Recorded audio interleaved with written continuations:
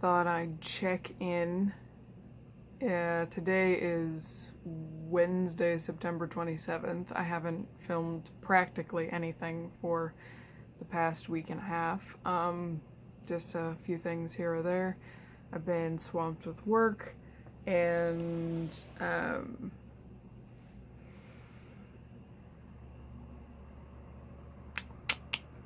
hit some fun depressive episode for a while, and also kind of got obsessed with Harry Potter fan fiction because I found a couple of nooks and crannies in the Harry Potter fan fiction tropes that I needed to basically inject straight into my veins. Because fanfic is like heroin. You're done. You're addicted. That's just the way the world works. But I wanted to check in with you and talk about a couple things. One, a hand update. My hands were not getting any better. I went to see the doctor again. We're gonna try a 10-day course of, I don't remember what it's called, but the brand name, I have the generic, but the brand name is Voltaren, I think. It's basically a prescription strength, non-steroid anti-inflammatory that's usually prescribed for arthritis patients. But if that doesn't fix my hands, then I get to go see a hand specialist. It's been pretty terrible. I probably did some damage to my hands last night by knitting for 5 minutes because it was either knit or pull my hair out because I just could not stand it. It was like, could not sleep, could not think, could not concentrate, was scratching my arms, needed to have wool in my hands. So that's super fun. Yes, so I still don't know what the status of any of that is at this point. But I kind of hit that point last night where I have to be doing something knitting related. I have to. If that means I'm gonna spend thousands of dollars on knitting machines, then that's what I'm gonna do.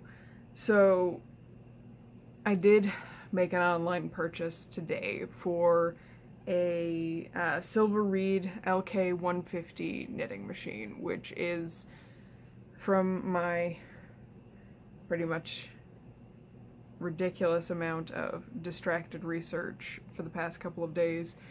Is a pretty good starter knitting machine. It's a fairly inexpensive knitting machine. It's plastic bed. It's currently being manufactured, so you can buy parts for it.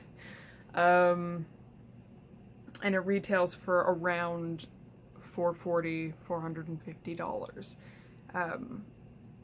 Which for a second just kind of made my eyes cross, but then, you know, you look at the other knitting machines out there, they're $1,200, $2,000, and my spinning wheel was like $600, so for the amount of use that it will probably get, $450 at this point, when I have the money to invest like that, is probably a good thing.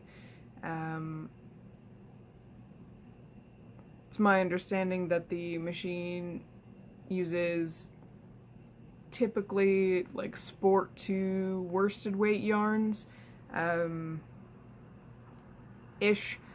There's some folks who said that they could do fingering weight yarns on there. Probably not the gauge that I would want for a garment, but I do want to do sweater knitting, and I have sport weight yarn sitting in my stash right now. If my hands are well enough to spin, I will be spinning like sport to DK weight yarns for sweaters. I can theoretically, once I get my feet under me with a knitting machine, hold 2 strands of fingering weights together and do some kind of marled stuff or blended stuff on the knitting machine. So that's kind of where I'm at in the knitting world.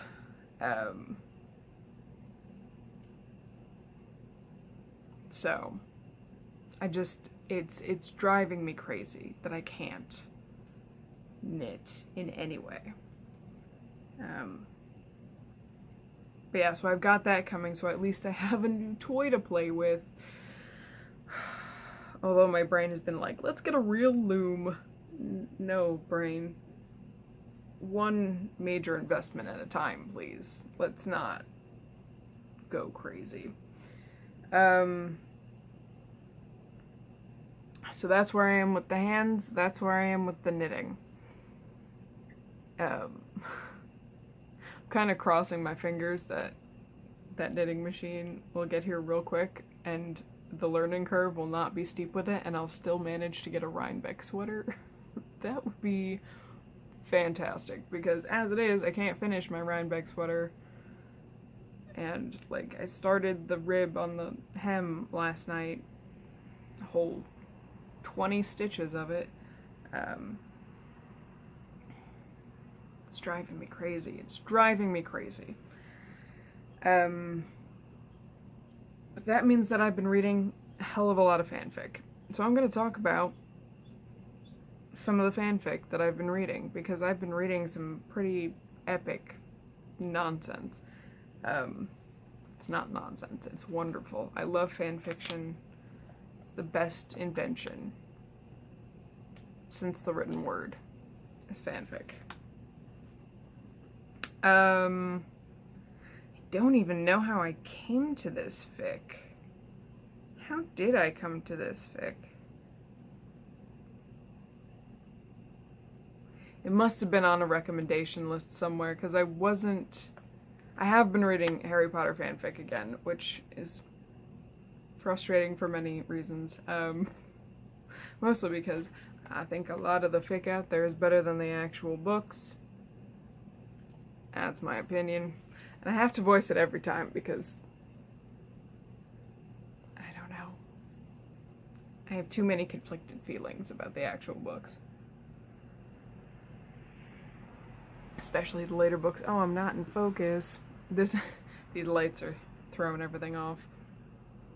Make sure. Hey, no, look at my face, please. Thank you. Maybe. Whatever. So this must have been on a fanfic recommendation list somewhere, because this is the one that really started me down this really interesting rabbit hole.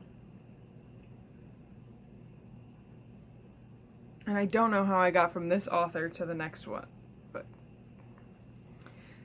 let me just talk about the fic instead of rambling on to myself. So the first fic that really started me down this lane of Harry Potter fanfic is called Fate is a Four-Letter Word by Philo, I think. If I remember, I'll put everything here, but everything will be in the down bar below, so that you can find these and lose hours and hours of your life as well. This is an epic fic. It's 525,000 words and 105 chapters. It's a long one, but it's so good. The summary for it is, Harry's only aim has been to create a safe and happy life for his family, but his efforts are destroyed one spring afternoon. Harry meets new friends and old enemies, old friends and new enemies, whilst trying to find a path through a changing world. This is the first post-Hogwarts Harry Potter fic that I have read since the series finished. Epilogue compliant and all. And I hate the epilogue in Deathly Hallows. Mostly because I think those are stupid names for children. Just saying. Really stupid child names. Harry's. And Draco's too. Mostly because I can't think of the name Scorpius and think of a child. I think of this guy from Farscape. It's just not good. It's not good. No. But yeah, so this is the first post-Hogwarts fic that I have read since the end of the series, and it's very post-Hogwarts. Like, children are grown. Lily Potter is in her last year of Hogwarts, so her brothers are grown up. You know, Harry's approaching 40 or in his early 40s. I don't remember the exact ages or whatever. So, grown up Harry Potter time. And the fic opens with Harry getting the news that Ginny has been murdered in their house. Which is a shame, because I feel like this author really would have made Ginny an interesting... I mean, they did make Ginny a very interesting character, but we're not active participants in Ginny's story at this point because she's murdered before the fic starts, unfortunately. But this fic is an epic... It starts out as a murder mystery, and then it's a courtroom drama, and then it returns to a murder mystery, and then it turns into a spy thriller, and then another courtroom drama. It's fantastic, okay? And the way these characters are written are amazing. Harry's kind of detrimental selflessness,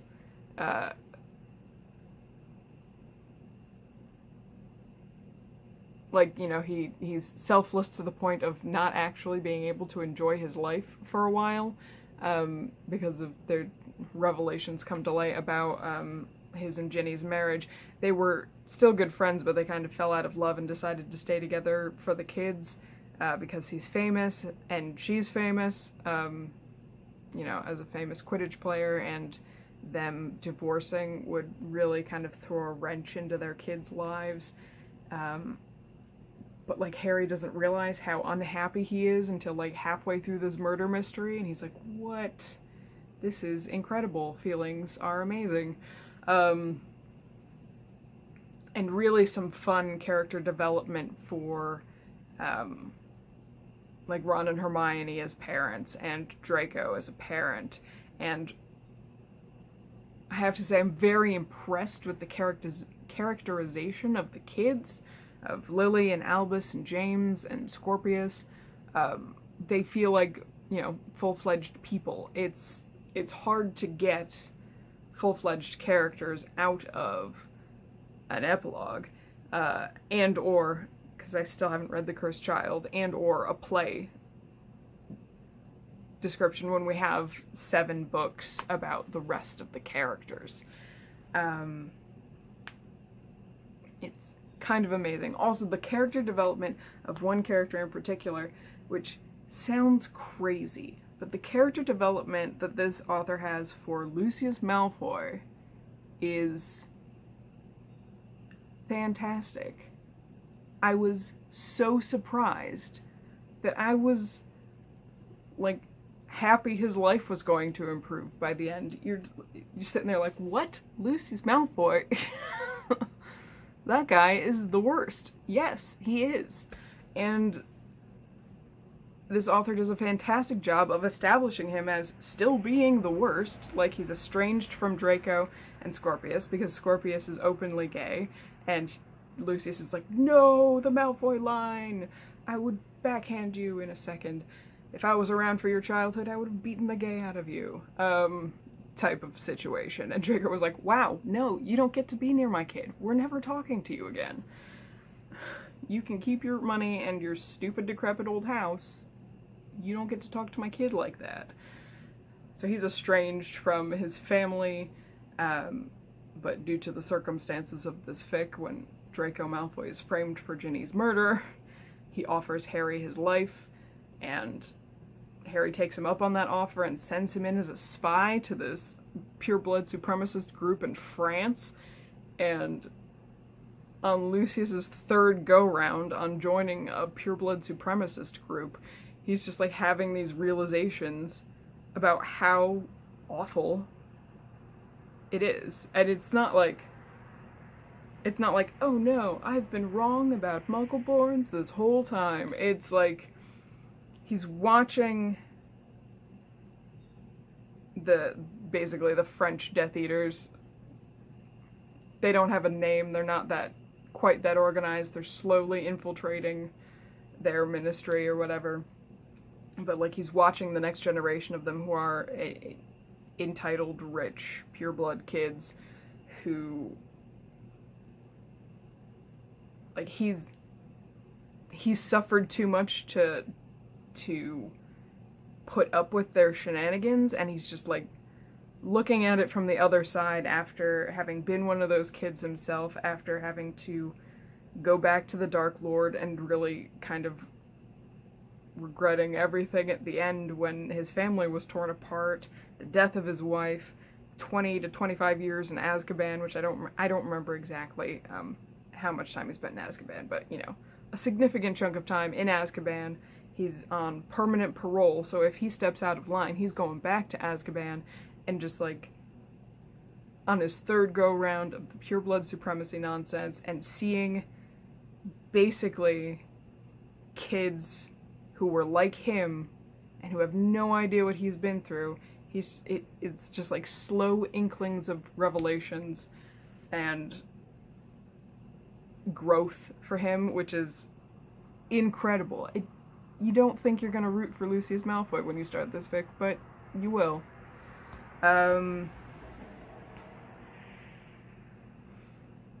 Yes.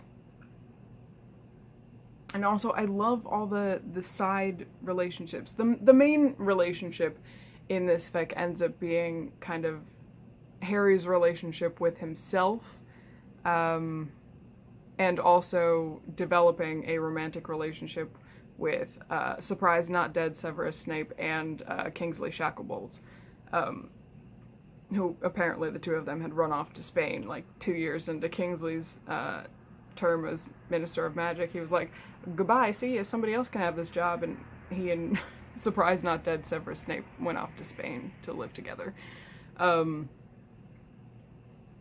But like, their whole backstory makes sense, and it just feels right when you're reading the fic. You're like, oh, well, okay, yeah, that's right. And then Harry developing his relationship with them and his relationship with his own happiness, that's the main thing. But I love kind of Molly and Arthur Weasley's grandparent days, and Ron and Hermione's relationship is great, and Scorpius and his boyfriend, fantastic.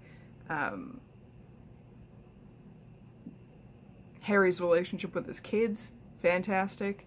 Especially James, because of stuff that is going on with James and the revelations that are coming to pass about everybody's lives as they solve a murder mystery and or stop another Death Eater type organization.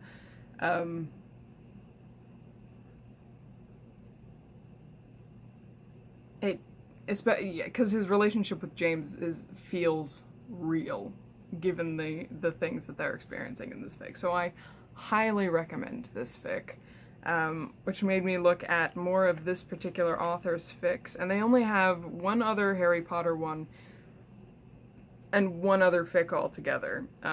This author apparently is a go big or go home fic writer.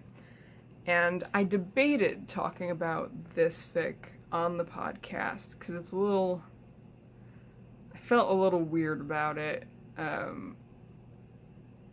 but your mileage may vary. It's especially weird because I think 10 or 15 years ago, it wouldn't have bothered me at all, but now now that I'm older, it's kind of creepy. It's called The Apple Tree. It's 282,000 words, 44 chapters. Harry returns for his 7th year, determined to change the status quo. A tale of romance, betrayal, initiative, and daring do. Part of the premise for this fic is that in his 5th year, the summer after his 5th year, I think, could be after his 4th year, I don't recall. I've read a lot of fic in the past 10 days. But at some point, around 4th, 5th year, summer, Harry sat down with Aunt Petunia, basically lanced some wounds, and Harry figured out a loophole to the blood wards, which is actually kind of gross, but like perfectly gross. You have to read it for yourself because it made me cackle. Which basically allowed the wards and everything that Hogwarts and the Ministry had to think that Harry was still at 4 Privet Drive, when in fact he went off to Brighton, glamoured his face to be slightly different, and lived as a muggle, pretending he was older. So he got a job, he shared a flat with his flatmates, he had freedom to do pretty much whatever he wanted, because it's not like Dursleys are gonna care, and the Ministry and Hogwarts all thought he was still there. So he has a completely different life. It's the premise that you need to be aware of when you start this fic, because Alex Johnson, who is Harry's alter ego, who, for all intents and purposes, is a young 20-something when Harry is only 17, basically picks up Severus Snape in the Leaky Cauldron, while they're on their way to Hogwarts for year 7. That teacher and student relationship is gross. By the Harry Potter world standards, Harry is legal at that point, but it's still kind of gross that it's a teacher and student relationship. The thing that saved it is that Snape didn't know that this was Harry Potter until halfway through this fic. So he was unaware of what was happening. Harry was aware, and yeah, clearly, because he's playing 2 different people, and knows that it's wrong, that he's lying to Snape. And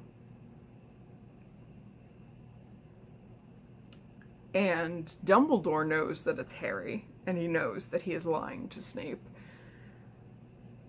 And when Snape finds out, it's the biggest betrayal of his trust, and the consequences of that are significant.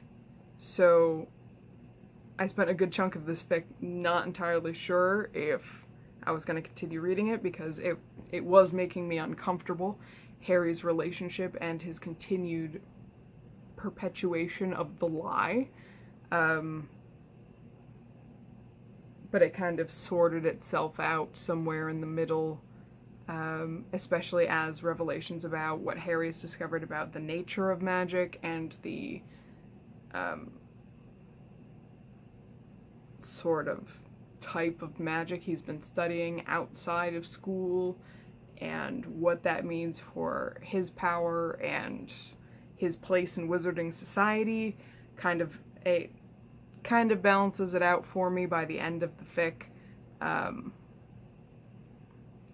It's definitely a not for everybody fic. But that is out there. That is, to be quite honest, not as gross as some actual books that I've read, so it just feels weird to talk about it. But then somehow, this brought me to this fic series called The Other Side by TGPretender. And there's 3 works in this fic. There's one work that's in the Marauder year time frame. There's one that's in between as they kind of, the war ends and they become adults. And then there's the first couple of years of Hogwarts. And summary for this fic is, being bitten and turned by Remus Lupin forever changed the course of Severus Snape's life, as did it of Harry Potter, who is adopted as a toddler by Severus himself.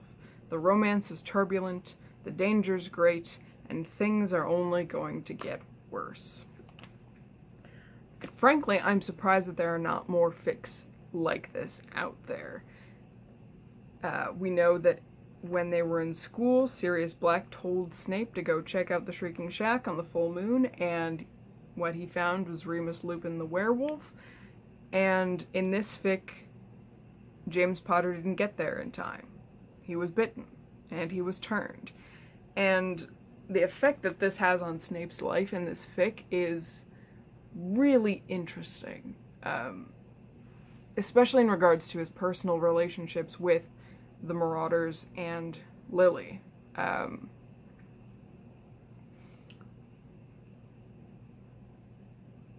Especially with Lily, because it forces him to be in contact with them that he would not otherwise be.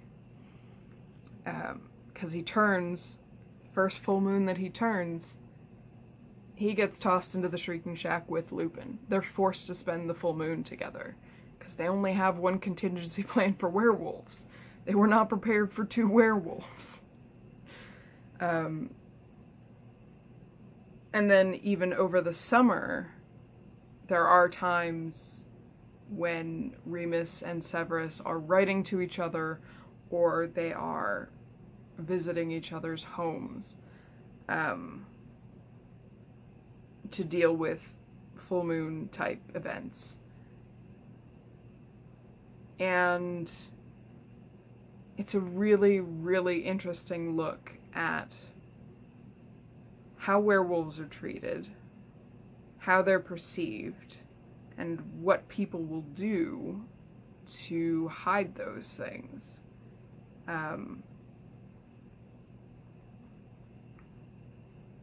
It's really interesting for Severus and Lily because it changes the timeline for Severus joining the Death Eaters, and the reason it kind of changed some of the reasons why he joined the Death Eaters.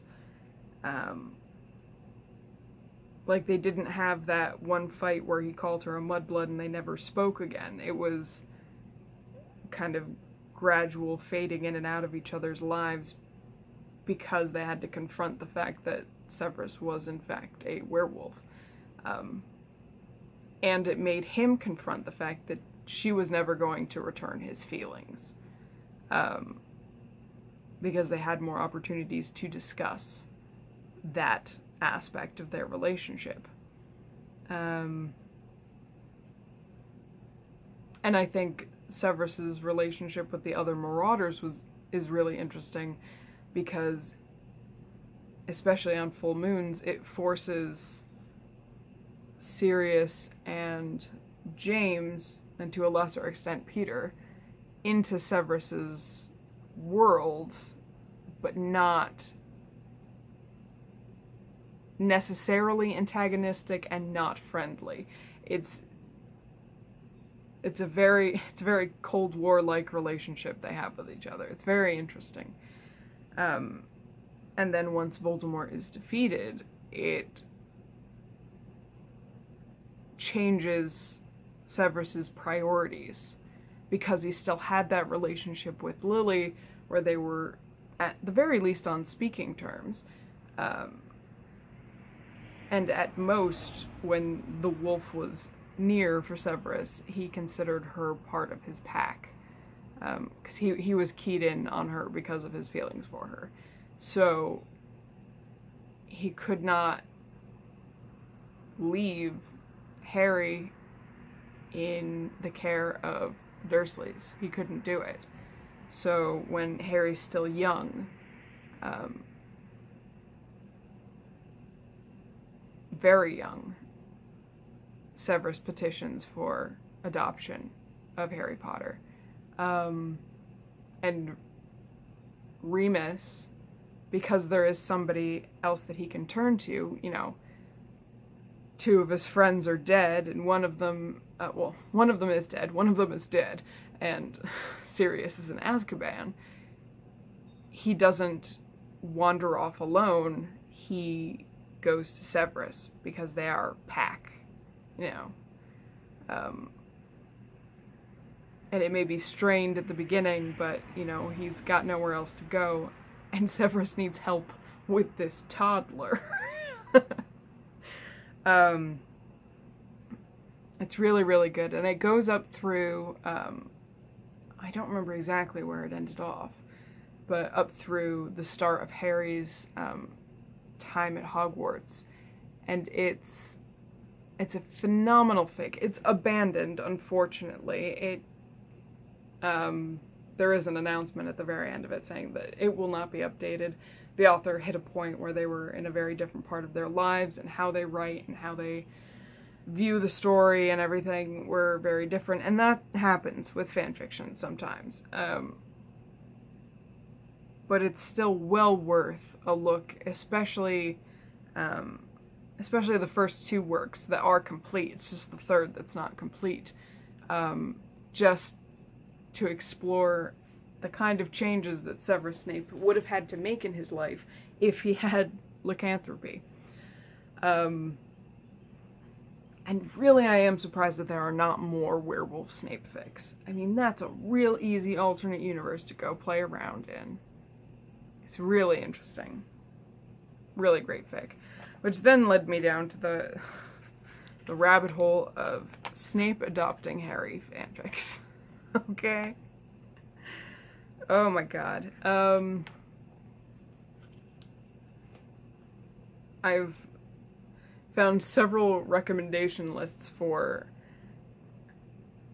Snape adopts Harry, or Snape actually is a mentor to Harry and not a horrible human being for most of Harry's Hogwarts time. But I wanted to point out one author in particular who writes the dynamic between Snape and Harry as, you know, as a mentoring relationship, is really great. And they're on fanfiction.net, which, oh, fanfiction.net.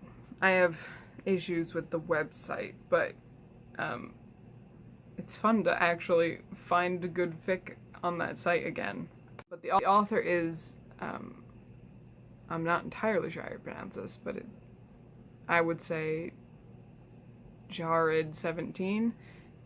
Again, it'll be in the description or whatever. And they have 3 works in particular that I've been binging. Unfortunately, I don't think this person is writing anymore, so none of these series will be updated, I don't think. Last updates were in 2014, so... But the first one I read was a fic called Whelp, and Whelp 2, The Wrath of Snape. And Whelp starts out with Harry at the Dursleys. He's 7 years old, and their abuse of him has gotten out of control, and at one point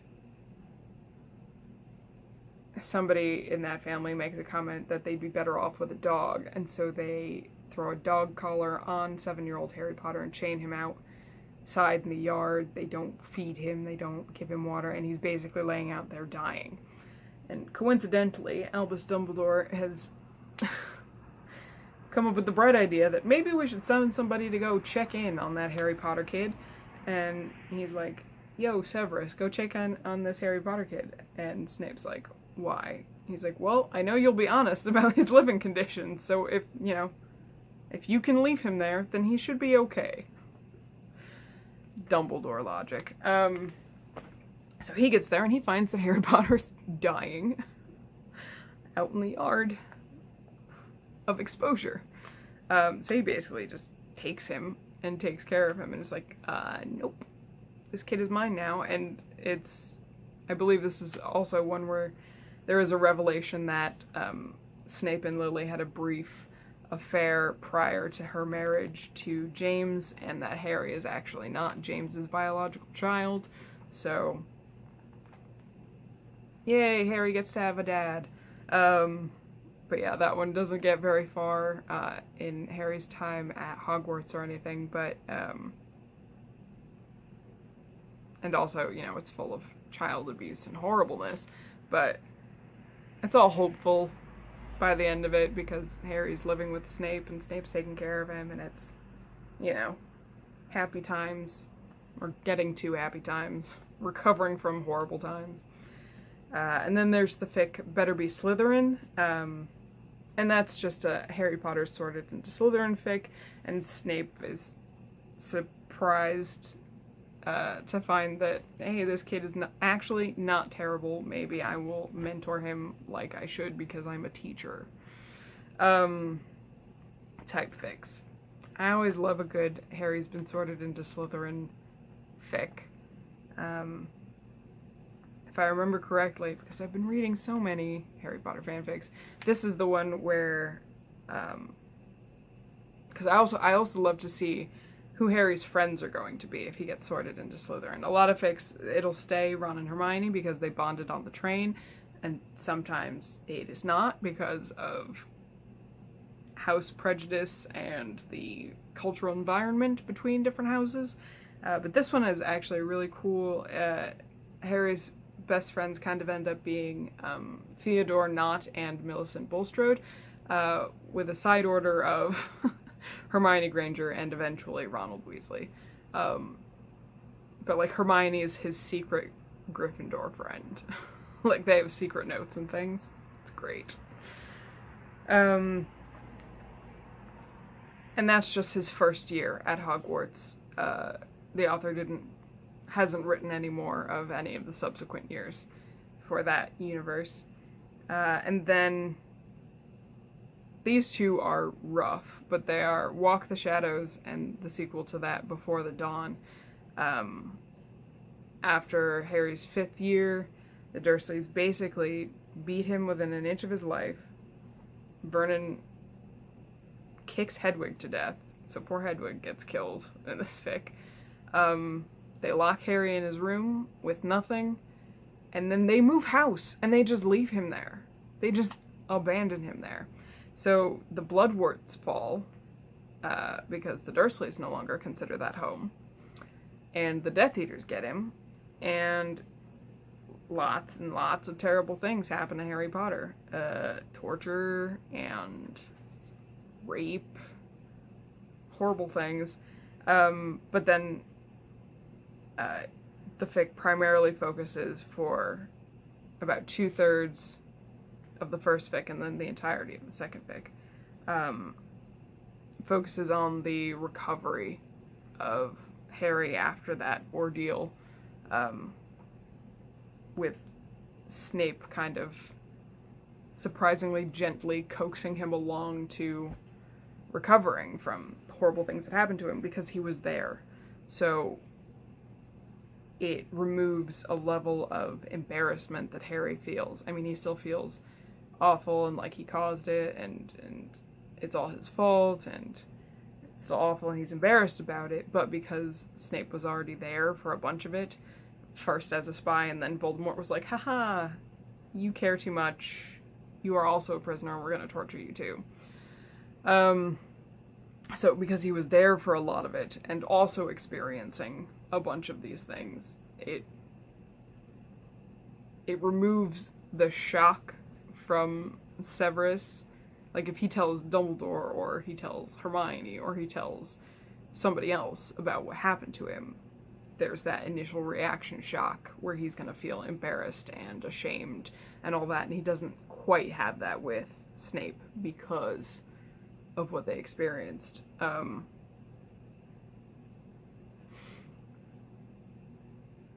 yeah, it's a rough couple of fics. but it's an interesting thing to put Severus Snape as the primary carer for a damaged adolescent, and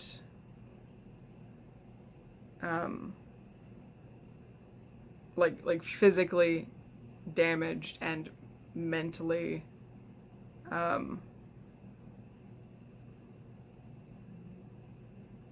in need of much therapy, to put him in charge of that, as that primary carer role, especially because Harry has never had anybody in that role before, and Snape's never had to take care of anybody like that before, so just kind of forcing those two characters into a situation where they really need to rely on each other is really, really interesting. And I'm still reading a whole ton of Snape is actually a mentor to Harry and is not just kind of terrible and then a mentor at the very last minute. So much potential for these characters, so many conflicted feelings about the books. So that's really what I've been up to. It feels really weird to talk about fanfic like this. So weird. So weird. I mean, I hope if you guys hate me talking about fanfic, you let me know so that I stop. But, it's just so weird. It's just one of those things that, like, you know, first rule of Fight Club is don't talk about Fight Club type situations. Like, just the culture of fanfic tends to share only within your circle and not outside of the fanfic circle. It gets really weird trying to explain to people. I don't know. But that's what I've been up to.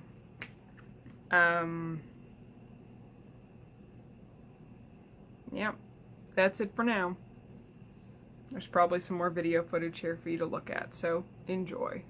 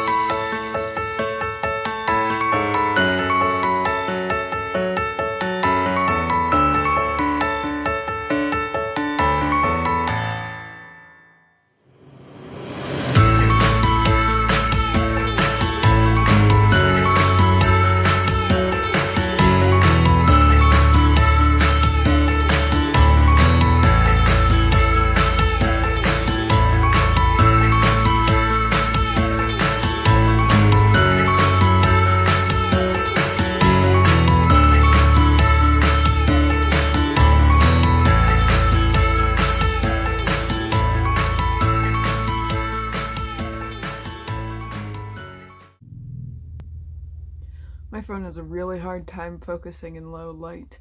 It's Monday, October 2nd, and I'm going to edit together this podcast in just a moment here, but you saw from my video clips that just wanted to give some context for some of those video clips.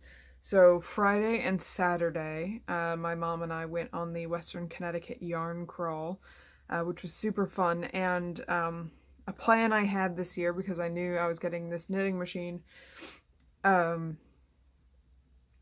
was to buy a skein or two of DK weight yarn at each store and do a random stripe sweater on my knitting machine, which is a fantastic idea for a yarn crawl, especially if you're one of those people who feels guilty when you don't buy something at a store on a yarn crawl.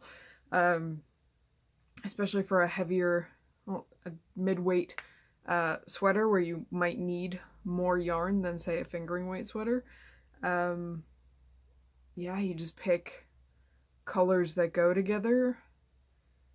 And so I'm gonna have a Western Connecticut yarn crawl sweater, which is super exciting. And then Sunday we went to the Coventry Farmers Market because they have a farm and fiber yarn themed weekend. There wasn't a lot of fiber folks actually there this weekend, but Palmer Family Farm was there, and they have the CVM slash Rommeldale flock in Connecticut, so I always buy from her.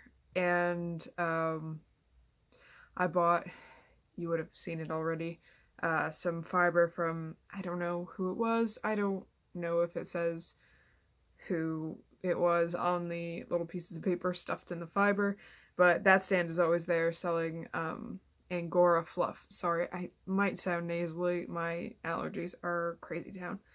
I meant to be editing and putting up this podcast Sunday night, but that didn't happen because I got home and I started playing with my knitting machine, and I wanted to show you guys that in approximately 6 hours? No, less than that. 4 or 5 hours. I'm not entirely sure because doing the ribbing took me a long time because I have no idea what I'm doing. I've done a sweater back. This is using the sweater blank from the Machine Knitting Basics sweater, or Machine Knitting Sweater Basics Craftsy class, which is a really handy class if you are into or interested in machine knitting, because she walks you step by step through the basics of a knitting machine, and all the construction for this sweater blank pattern, which you can use for any gauge. You just do a swatch and then do a bunch of really simple math. And it's super easy. So I bought a bunch of blacks and grays and one kind of blue, which you would have seen from the previous clips. So I started with the black for the ribbing. You can see my lights through. I'm going to do black ribbing all around, and then I just randomly striped, and look at these ends of death over here. I'm being attacked. But I randomly striped in even numbers, so all my ends are on one side at least, the back of the sweater, which is just a rectangle. There's no, oh, out of focus, hello. There's no shaping in the back in this sweater. And it's all curled in the end, like 4 inches total. But not the best color representation because it is nighttime and therefore the warm lights are on. But I'm super proud of myself. I only dropped off half the stitches once. That was super nerve-wracking. So it was 4 rows after the ribbing, and I didn't feed the carriage quite correctly and dropped off half the stitches. Oh my god, nerve-wracking. But after doing all that ribbing, it was super easy just to put all the stitches back on. Because I got a lot of practice in with that latch hook and the little stitch mover tool thingy. But it's so exciting! A sweater back. I'm super pleased with it. And this red is just waste yarn, because in the class she goes over how to basically 3 needle bind off for your shoulder seams and stuff.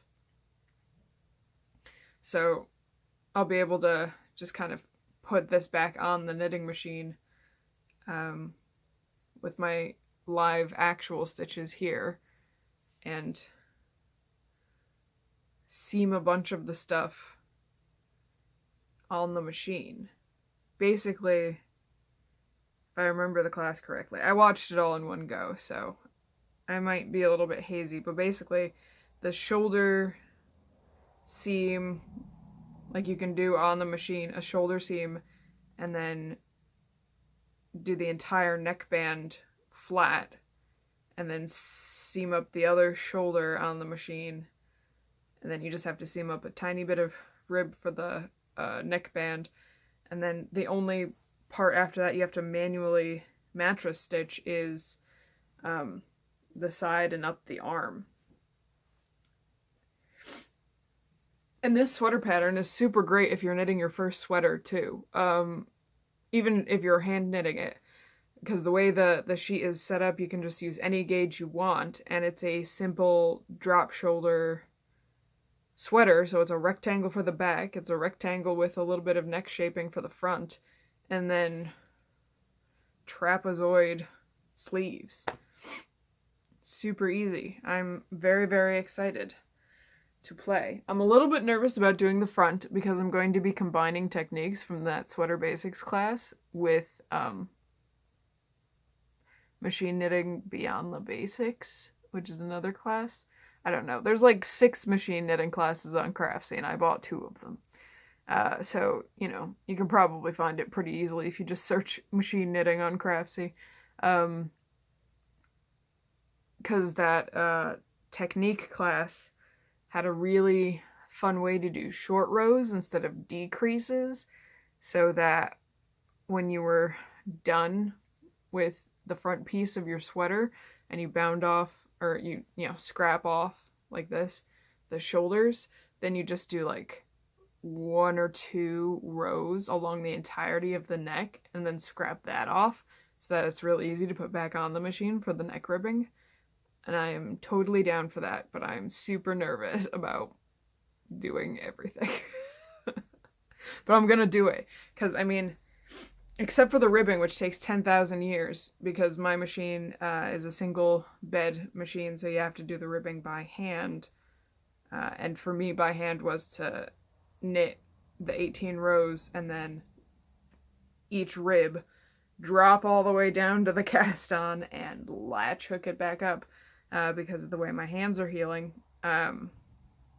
which takes a long time if you don't know what you're doing.